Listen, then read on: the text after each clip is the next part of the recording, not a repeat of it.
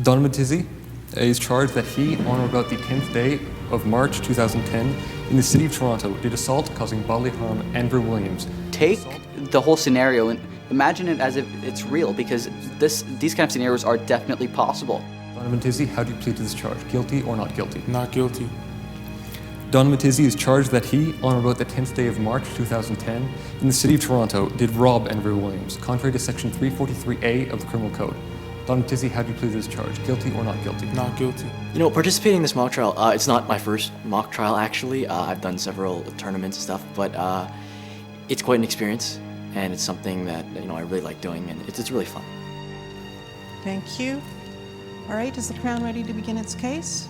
Sometimes things will happen that are very unexpected in a courtroom, and witnesses will say things that you didn't think they were going to say, and it's always wonderful to watch students be able to think on their feet and to be able to deal with that in the proper fashion.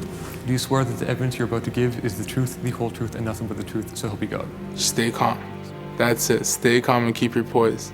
I'm just a man that's trying to stay out of trouble, get my scholarships, and get into post-secondary. And have you had any previous convictions? Yes, 18 months ago. And how do you feel about these past convictions? I feel ashamed. It's not about winning. There's always that temptation. It is competitive and it is fun to win, and it really isn't about who wins the case. It's about justice being served.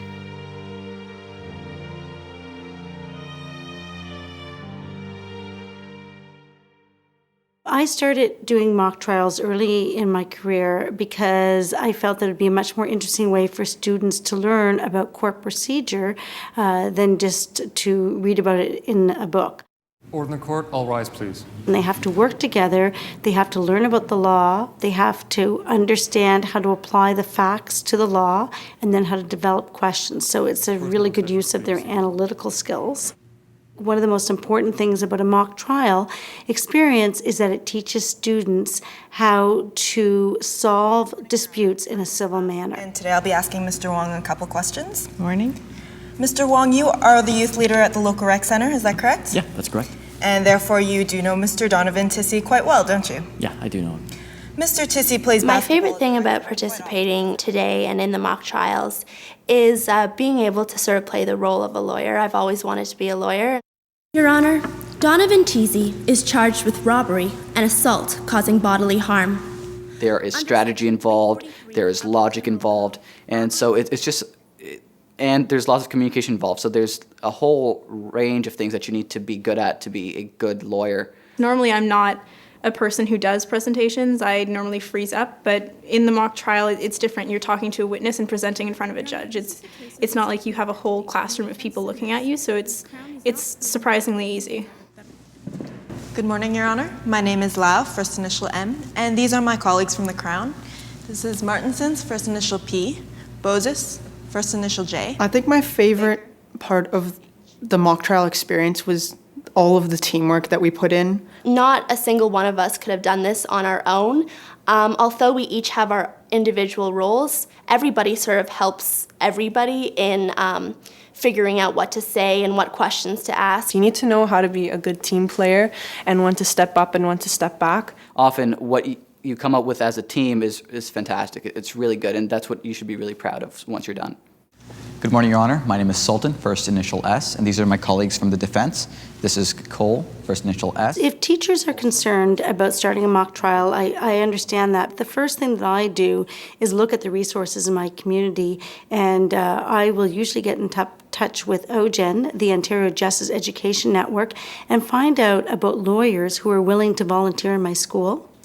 I was actually kind of scared of lawyers and judges because I thought they were just very powerful people. I was just kind of intimidated.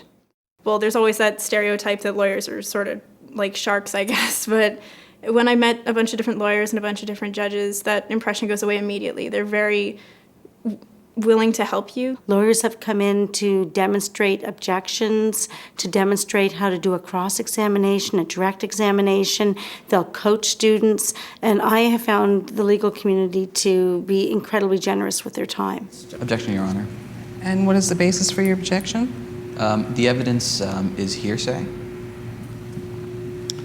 All right, any response? Yes, Your Honor. This is basically part of the narrative as to why Donovan Tizzy is a suspect. They would debrief and tell us what we did right, what we did wrong, and if we had any questions, we would ask them. I met Mr. O'Connor. I'll remember his name because he was the first legitimate lawyer who crossed me as practice, and he completely destroyed me. I was ripped to shreds. It was an unbelievable experience. But then afterwards, like, yeah, I tried to fight back first, obviously, but, you know, I was simply outclassed. And then he would, afterwards, like, I'm, like, really, like, scared of this guy. Like, whoa, like, you just, like, totally destroyed me. I don't want to do anything. But afterwards, he was so nice. So, okay, next time you did great here, but this is what you want to do next time. And he was just, it's kind of like smoke and mirrors. It's just suddenly, like, a switch, and he's just a completely different guy. What were you doing on the evening of March 10th? What I'm usually doing during the weekdays. I was working. And did you speak to Donovan that evening? Yes, I did. And what time did you speak to him? You know, I'm not 100% sure, but it had to be. It's really not as scary as it looks. Focus on the one thing you're meant to do and, you know, ask for help. Don't worry, like, don't try and do it all yourself. Ask for help from your teacher, from lawyers, from other friends, and just have fun with it. As student lawyers, it's so much fun when students are coming up to you and they're so excited because they think they came up with an angle that maybe nobody else came up with. And I just think it's a wonderful experience. It does take time, but as all teachers know, everything in teaching takes time. All rise, please. Court is recessed.